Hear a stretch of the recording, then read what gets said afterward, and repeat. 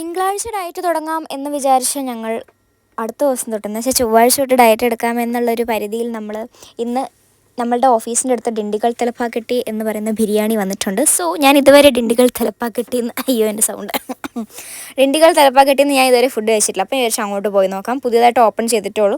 നല്ല ആംബിയൻസ് ആണ്, എനിക്കിഷ്ടപ്പെട്ടു. തുടക്കം തന്നെ ഈ ഒരു സ്വർണ്ണ കളറുള്ള ഗ്ലാസ്സിലേക്കാണ് വെള്ളം തന്നത്. കൊള്ളായിരുന്നു, നല്ല വെയിറ്റുള്ള ഗ്ലാസ് ആയിരുന്നു കേട്ടോ അത്. അതിനുശേഷം ഞങ്ങൾ ഓർഡർ ചെയ്തത് മഷ്റൂം സൂപ്പാണ്. എനിക്ക് ആ മഷ്റൂം സൂപ്പ് ജസ്റ്റ് ഒരു ബേസിക് സൂപ്പായിട്ട് തോന്നിയിട്ടില്ല. അങ്ങനെ ഭയങ്കര അടിപൊളി സൂപ്പായിട്ട് എനിക്ക് തോന്നിയിട്ടില്ല. ജസ്റ്റ് ബേസിക് അത്രേ ഉള്ളൂ. അപ്പം അങ്ങനെ ആയിരുന്നപ്പോഴാണ് നമ്മളുടെ ബിരിയാണി വന്നത്. ചിക്കൻ ബിരിയാണിയാണിത് വിത്ത് 1 മുട്ട.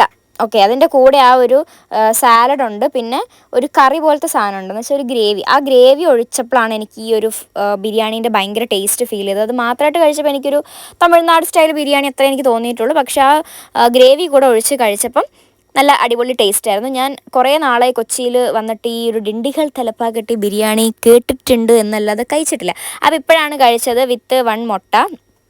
മുട്ട നമ്മൾ പിന്നെ വേറൊരു കാര്യം, ഇത് അത്യാവശ്യം നല്ല ക്വാണ്ടിറ്റി ഉണ്ട്. സോ ഞങ്ങൾ ഒരു ബിരിയാണി വാങ്ങിച്ച് ഹാഫാണ് കഴിച്ചത്, അങ്ങോട്ടും ഇങ്ങോട്ടും ഷെയർ ചെയ്തിട്ട്. അതുകൊണ്ട് എൻ്റെ മുട്ടേൻ്റെ പകുതി എൻ്റെ ഫ്രണ്ട് ചേട്ടന് കൊടുത്തു. കുഴപ്പമില്ല. അപ്പോൾ എല്ലാവരും പോയിട്ട് ട്രൈ ചെയ്ത് നോക്കൂ. ഈ ഒരു തമിഴ്നാട് സ്റ്റൈൽ ബിരിയാണി ഇഷ്ടമാണെങ്കിൽ നിങ്ങൾക്കിതും ഇഷ്ടപ്പെടും. അപ്പോൾ അത്രേ ഉള്ളൂ ഗൈസ്. ഞാൻ ഡിണ്ടിഗൽ തലപ്പാക്കട്ടിയിൽ ബിരിയാണി കഴിക്കാൻ പോയി എന്നൊക്കെ നിങ്ങളൊന്ന് കാണിച്ചെന്നാണ്. എന്തായാലും ബിരിയാണി കൊള്ളാം. അപ്പോൾ അടുത്ത വീഡിയോയിൽ കാണാം. അതുവരെയും tata bye, see you, love you guys, ഉമ്മ.